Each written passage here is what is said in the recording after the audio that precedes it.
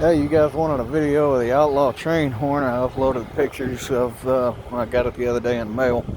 Anyway, I got it installed, and I was just going to make a quick little video showing you how. I've done a lot. I've got my own onboard air system already installed. I've done it with every truck that I've had for the past 4 years now. But anyway, brand new 2019 3500 Laramie Longhorn 6.7 high output IC transmission, all that.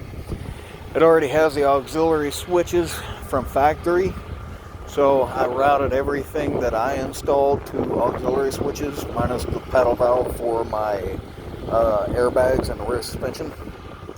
But I have two 5-gallon air tanks in the bed of the truck right in front of my fifth wheel hitch and behind the auxiliary fuel cell, stacked on top of one another. Both of them are rated at 150 psi.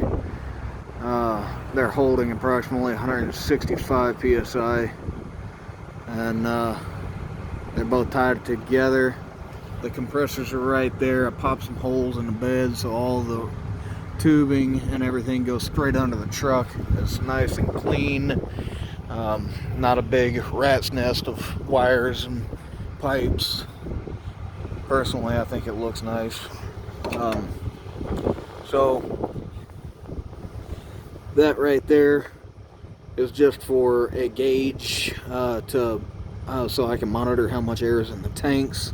On the other side, that tubing that goes down right there is actually tied into the paddle valve that I air up, inflate and deflate the airbags on the inside of the truck. The small 3/8 inch valve right there, I connect hose reel to so that I can air up tires on the go. And the 1/2 inch tubing right there is what I just installed for the Outlaw Train Horn.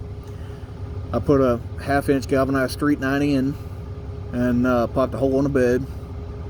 Put a 1/2 inch brass NPT to compression fitting, and then drop under the truck on the passenger side,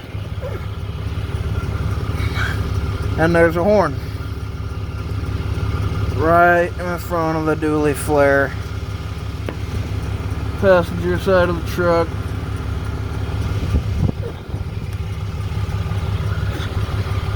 Tubing comes down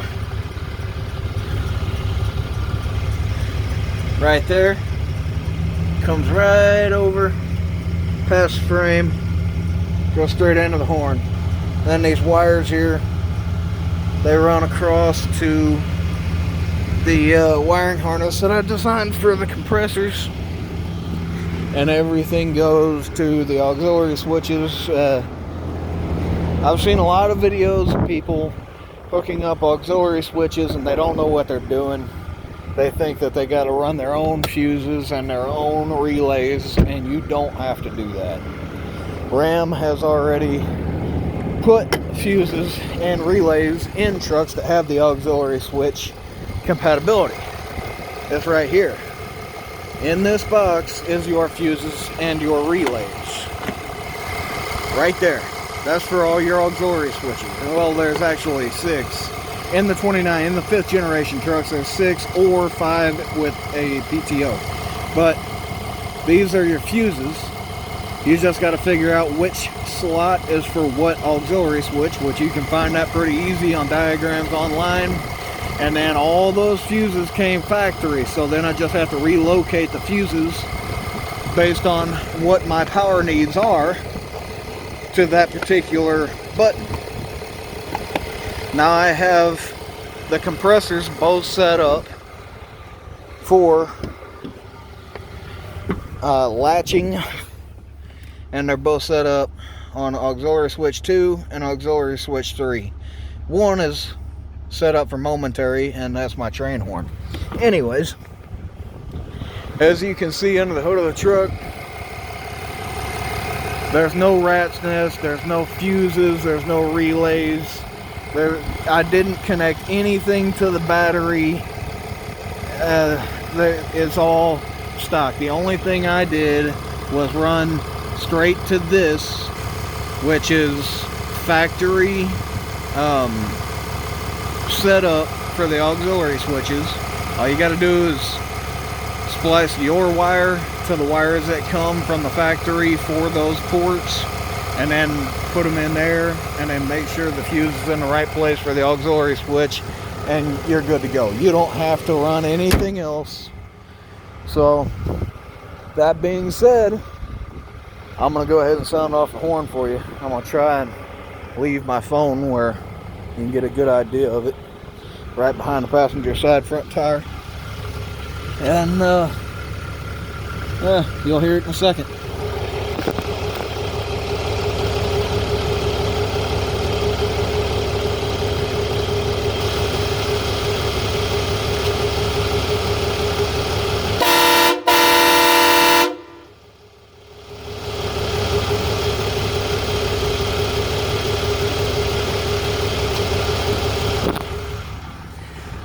Yeah, I definitely like those horns.